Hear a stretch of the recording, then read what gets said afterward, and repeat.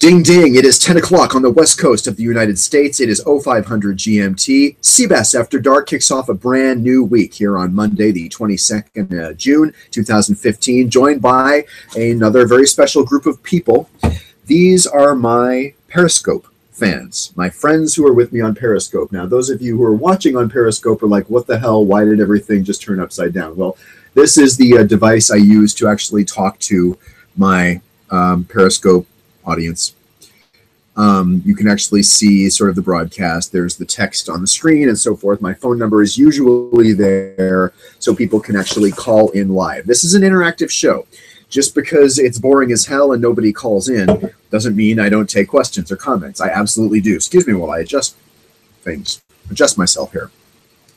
Nerd News is on the air. I'm taking your tweets at Sebastian Kunz. I am taking your Periscope comments especially because that's kind of the new thing. In case you're watching on the old-fashioned YouTube or Google Plus Hangouts, then you don't have an awareness of what's going on. The Periscope people are getting first sort of tick at the first priority because they can just comment. They can give me hearts. You guys on Google and YouTube can't give me hearts, but the folks on Periscope can. So please follow me on Periscope. I will follow you back. I'm actually big into the Periscope thing. Like, I think this is going to be the future. This is going to change shit, and it's going to be very exciting. So we're going to do a lot of this coming up in the future. Another thing I should tell the folks at Periscope, it seems like things start really strong on Periscope. Everybody jumps in as soon as they see you go live, and then once it gets boring, they kind of fizzle out and fade away and go find something better, and I can't fault you for that. I do the exact same thing. But Nerd News is coming up, and in fact, I'm going to bring to you the first Nerd News story of the night, and what do you know? It has to do with Twitter. It has to do, what am I saying? Twitter. Periscope. It has to do with Periscope. Here, take a look. If you can't find the good stuff on Periscope, maybe artificial intelligence can help. I have a feeling we're going to try and see an ad here. This stupid website is going to try and put an ad on the screen, but I'm going to try and get rid of it before it does that, and I did. Hey, how about that?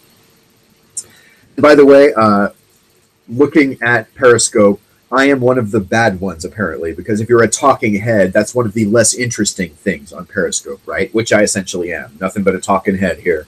But this article is pretty good. And Periscope turns anyone with an iPhone into a video broadcaster, and people are paying attention. Twitter acquired the company earlier this year, blah, blah, blah. But the problem lies in finding the feeds you want to watch. Absolutely true. Most Periscope feeds are just people speaking directly into the camera. Hello, about whatever happens to be on their mind. Hello. Well, that's not actually true in my case because I actually, at least with the CBAS After Dark broadcast, work hard to kind of have a theme, have something I'm talking about.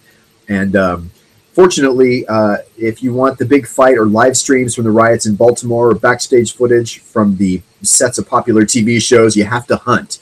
That's the problem with Periscope. You have to hunt. Now, if you happen to be following certain people that you like, you do get notified when they go on the air. But otherwise, if you're just searching for something cool on the Periscope app, it's really hard to find shit. A New York-based startup called Dextro just launched. Their service is called Stream, and it uses machine learning algorithms to categorize videos into talking heads, pets, crowds. That way you can skip the talking heads unless that's what you're in the mood for, and find the interesting streams. All right, fuck you, whoever wrote this on Wire.com. As a talking head, I take offense to that. The tool analyzes images using technology based on AI research. It's called deep learning. Google, Microsoft, Facebook, all using deep learning to recognize images and speech on various online serves. Dextro is among a wide range of startups exploring this field as well. This work points to a world where machines can sort through all kinds of digital information faster than people can. Founded in 2013, Dextro already offers services that help marketing firms use AI to analyze images and videos. This is a growing niche in social media marketing. Yada, yada, yada. It's all kind of very nerdy. The principles of searching and analyzing are already well understood. There are dozens, perhaps hundreds of tools already. By the way, my friend RB and Chef from last night is on my Periscope feed. Man, I'm having trouble coming up with words tonight. Great to see you, RB and Chef. RB and Chef actually was kind of going all night with me on the Star Wars trivia last night. We had a good night doing this Star Wars trivia thing. And when you're talking about Periscope, what do you put on Periscope, right? Like, how do you think of something interesting to do? People are just there kind of not literally jacking off, because that would probably get you banned pretty fast. But, you know, they're there at a bar. They're there at, they're there in bed just talking. And yet some people have huge followers, like huge numbers of followers, because they're really interesting. The one I think of is my favorite one, Sam Sheffer. He works at The Verge, and he is a badass when it comes to Periscope. This little bit of hair in the back of my head is driving me freaking crazy every time I look at my Periscope feed. But this is going to change shit, this Periscope thing. I have a really serious feeling. All of the TV station news people, have you noticed all of the news people on TV are doing Periscope? And it's not bad. It's interesting. Like, if you stay up late on the West Coast, you can see the people getting ready for the early morning newscast on the East Coast.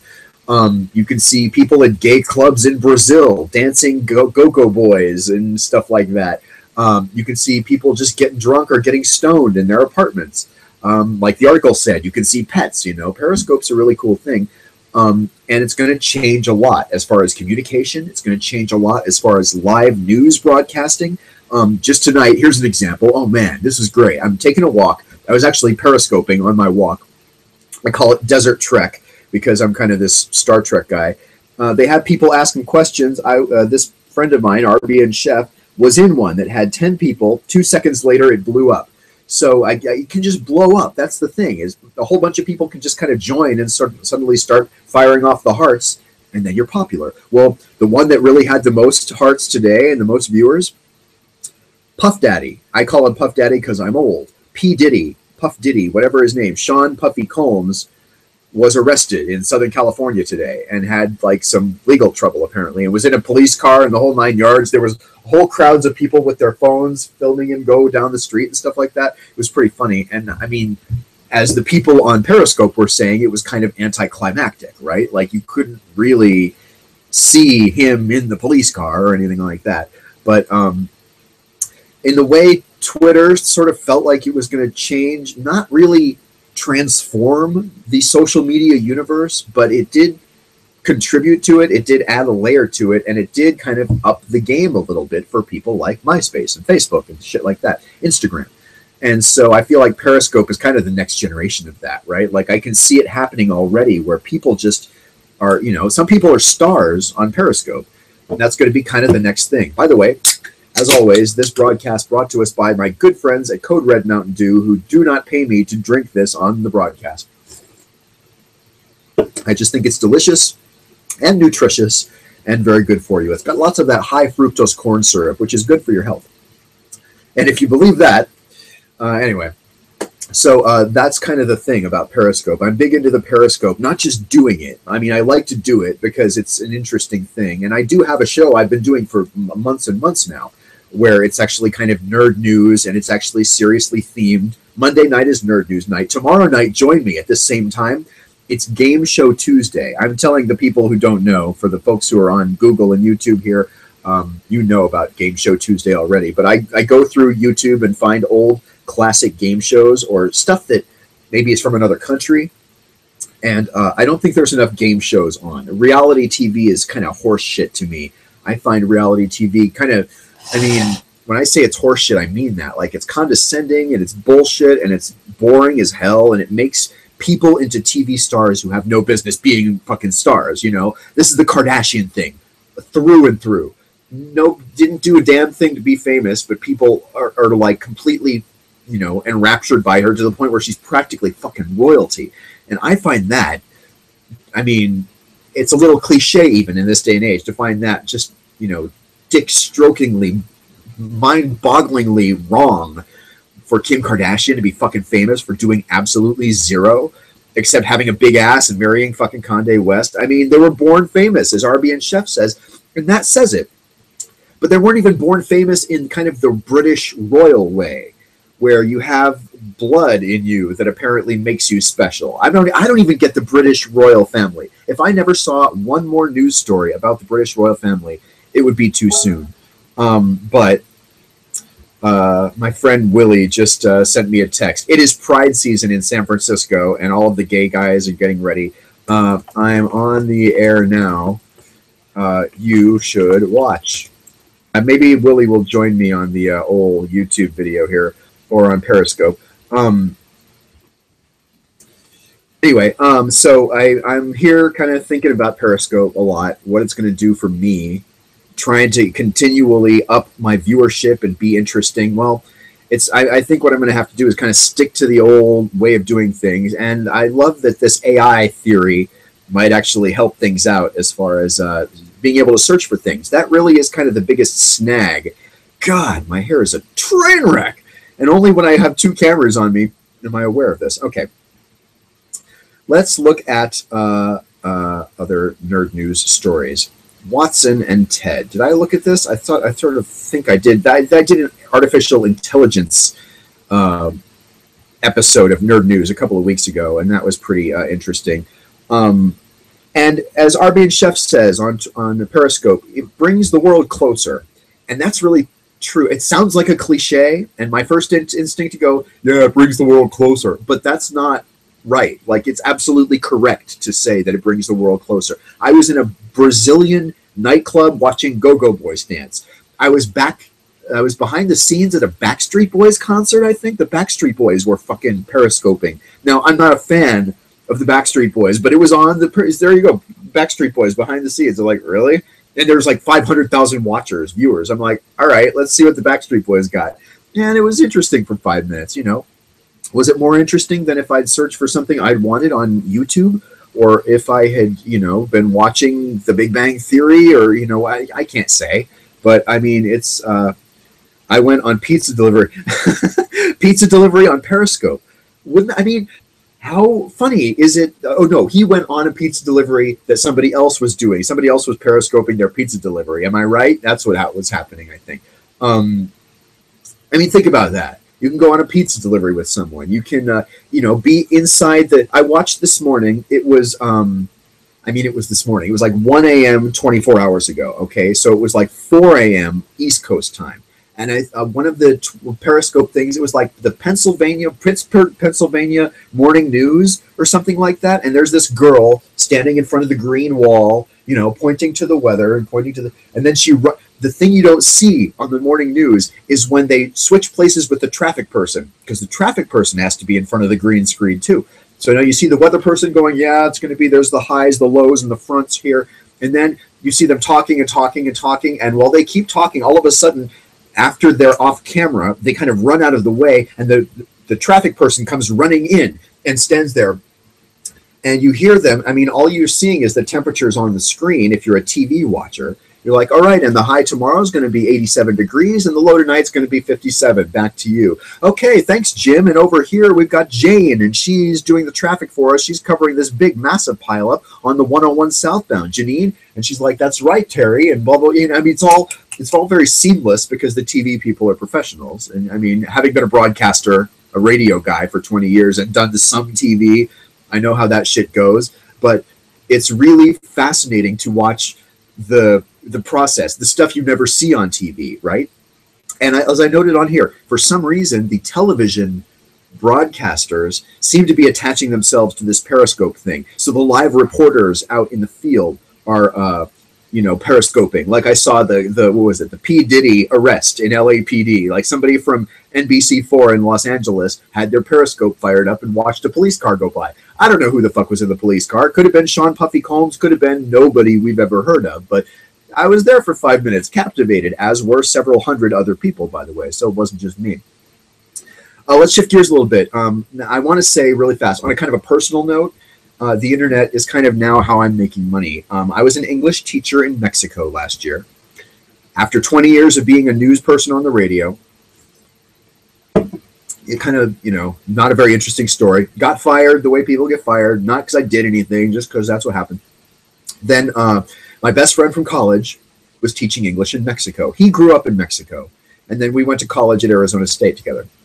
And we've been in touch. We lost touch, so we got back in touch. The funny thing is, he saw me on the Nancy Grace show on CNN, and that's how we got in touch on Facebook. We had lost touch for a number of years. He had a serious illness and was almost, close to death for a while, and I missed out on that. But then while he was recovering from that, he's flipping around on TV, sees the Nancy Grace show, which he would never watch. But there I am in the square next to Nancy Grace. He's like, dude, that's my college roommate. And I was like, oh, yeah. And that night, on the way home from the TV studio on CNN, I get this Facebook thing. Hunter, my friend, has added you on Facebook. I'm like, no, shit, it was Hunter. And so we got back in touch. Anyway, fast forward, I went on. He's having issues loading it. Willie says, all right, message me when you're done. I will do that, Willie. But anyway, I will send him the Google Plus link. But anyway, so then I got fired a year and a half later. In between that, I got it was a really cool way to get back in touch. I'm going to go shut my dog up who is barking, so stay with me. I'm going to be 2 seconds. I'm going to yell the word zip out the door, and she's going to stop up. Zip. Zip. Be quiet. She literally just barks up into midair for no reason. Okay. So after Hunter and I got back in touch, I went to visit him in Guadalajara, Mexico, in the state of Jalisco, and had a great time, had a great birthday at this kind of club, and did, unspeakable things that I shouldn't probably talk about on the internet. But the point is, we got back in touch. We're really good friends again. And he's now teaching English in Mexico. And one of the things he said was, if things ever go south for you in big bad San Francisco, California, on the big bad news media industry, come down here and teach English for a while. Learn a new skill, move to a new country. It'll be fascinating as hell, and you'll have a great time.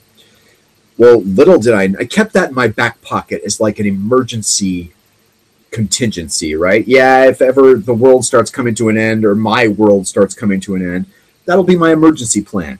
Now, you never want to pull the lever on your ejection seat, right? I mean, they have ejection seats in military airplanes for a reason, but you never want to pull it.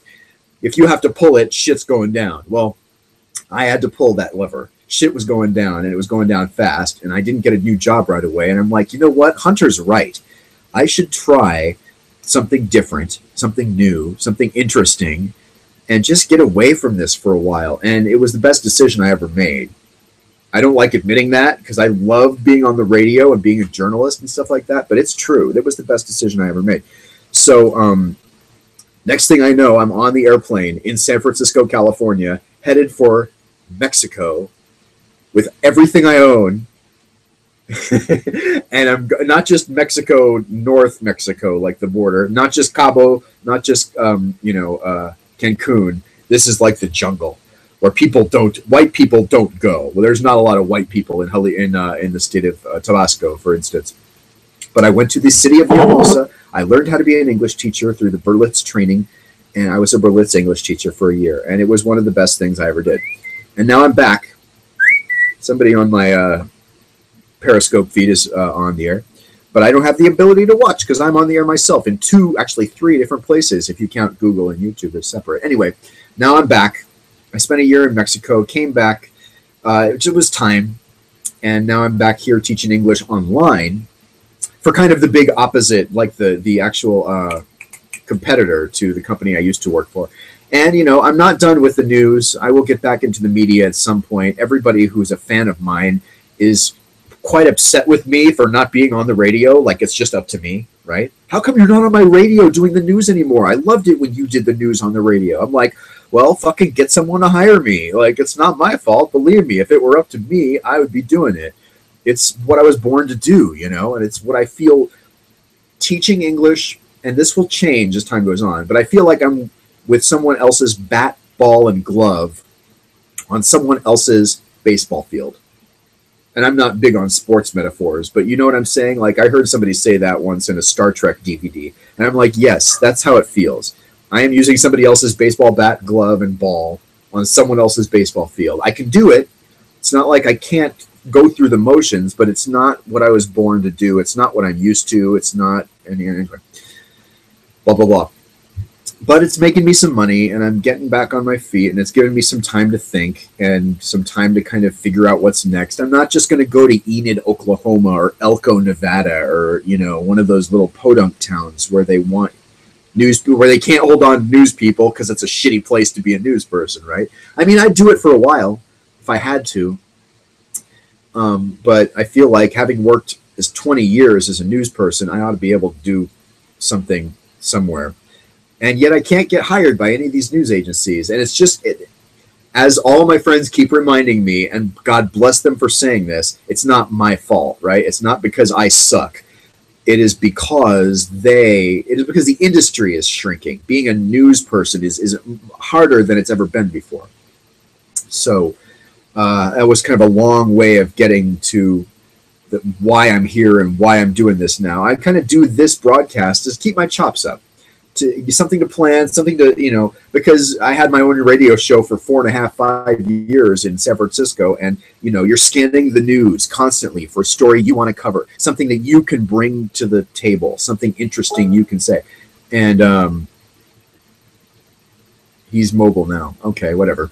So I guess what I was trying to get at was that that's the reason for the show. Let's get back to another nerd news story, something interesting that's not about me. Google Now. Do you know what this Google Now thing is? If you have an Android phone, or even if you don't, I think actually Google Now is in a couple of different places. I think it's on your computer now as well. You can do this thing where you can say, "Okay, Google." It's just like Siri, except the Android version, right? And I think Microsoft's is called Cortana. But let's look at this article from the website digitaltrends.com. I'll show you guys in a sec, so stick around for me for that. Let me hit the screen share here and bring it up for you here. Google brings voice commands to expanding the third-party applications. This is pretty interesting itself. Oh, I got to go yell at the dog again. Hold on. Just give me 1 second here. Be right back.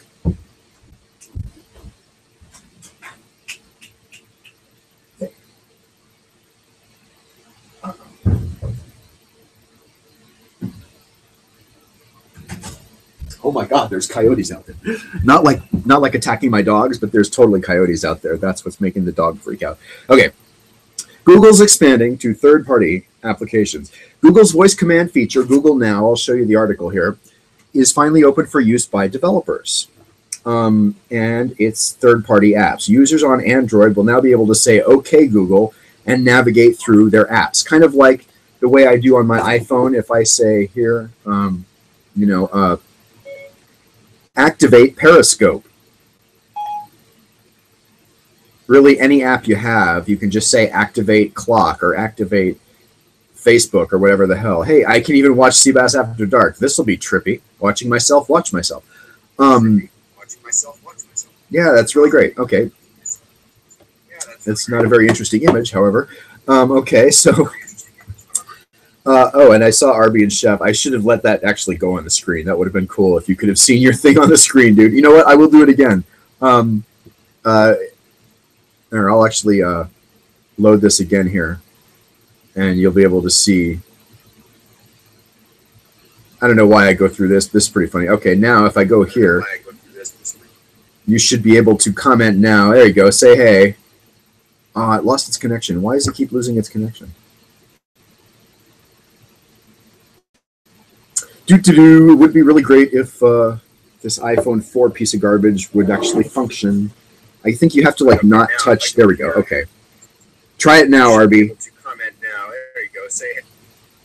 Poor connection video. What the fuck ever. I'm sorry, dude. We'll try it again another night. I swear to God, I'm going to get you on my show.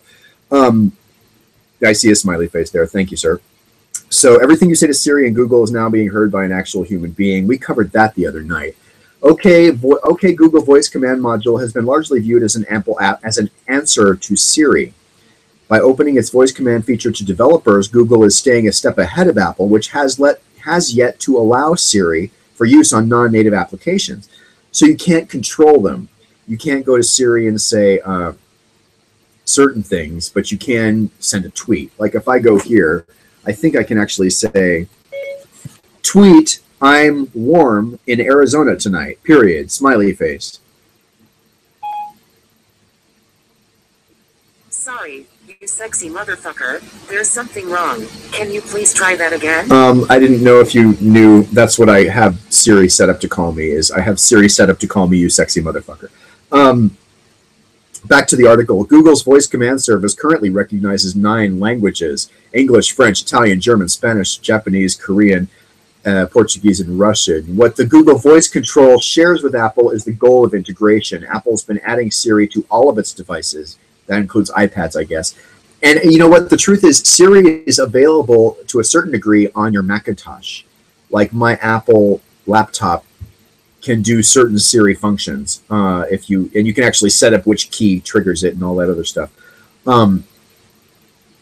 It's another way of driving usage of your app with Google, this person says. Users' voice and text action requests can now lead directly to your Android app so they can get your native mobile experiences quickly and easily. So while Google may not be creating a multi-device home platform in the same fashion as Apple with Siri, the firm is certainly seeking to streamline processes for both their native and third-party apps. This is kind of a weird, boring, like this reads like stereo instructions, this article, but you can see the example here. They think Google now is outfoxed Siri, and we certainly look forward to saying Shazam this song and then seeing it happen before our eyes. So that kind of is the goal there as far as that. For instance, I can go onto my iPhone here, let's do it, and say, what is the temperature outside?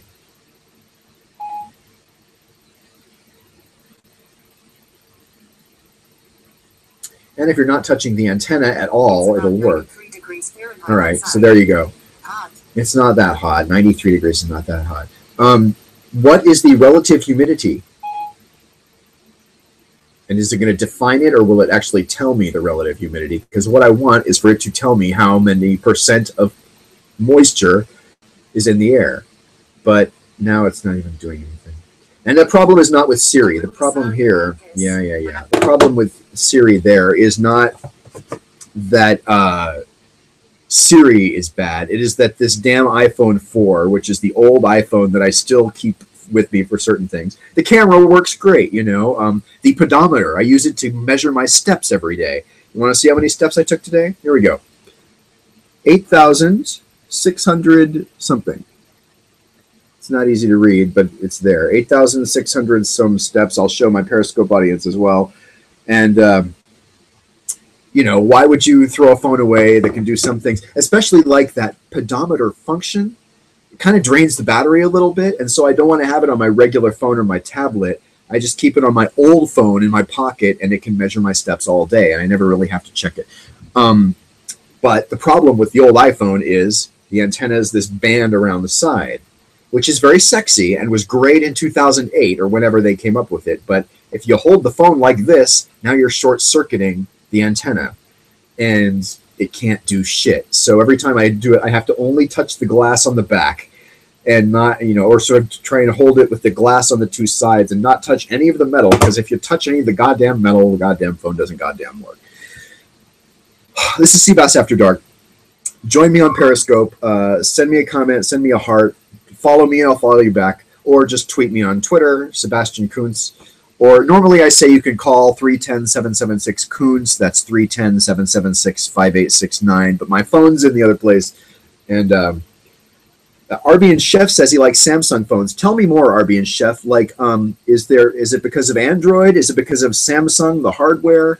Because the phone I have now is an LG, and I didn't expect to like my LG phone at all, but I do.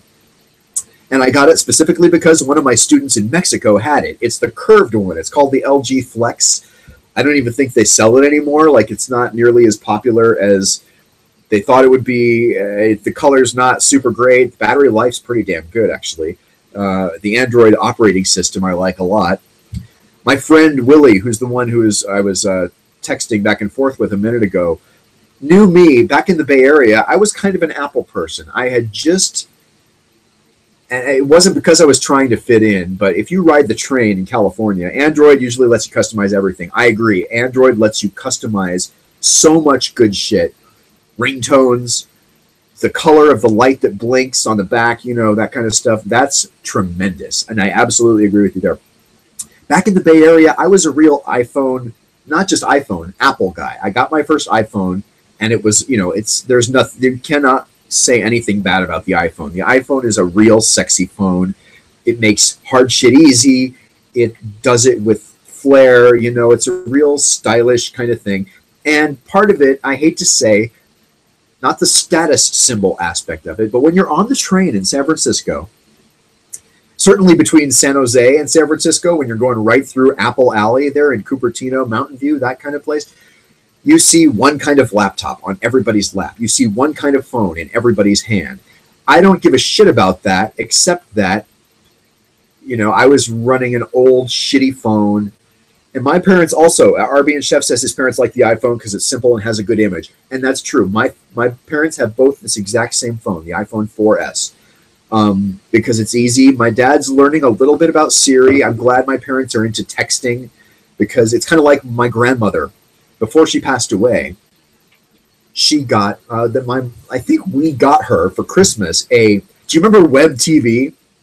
It was this thing kind of like an Atari or a TI computer where you literally connect this gadget to your television and it turns your TV into your computer at a time when this was not usual. Usually your computer was the box and the keyboard and the monitor. You know, nobody hooked their TV up to their computer back in the 90s.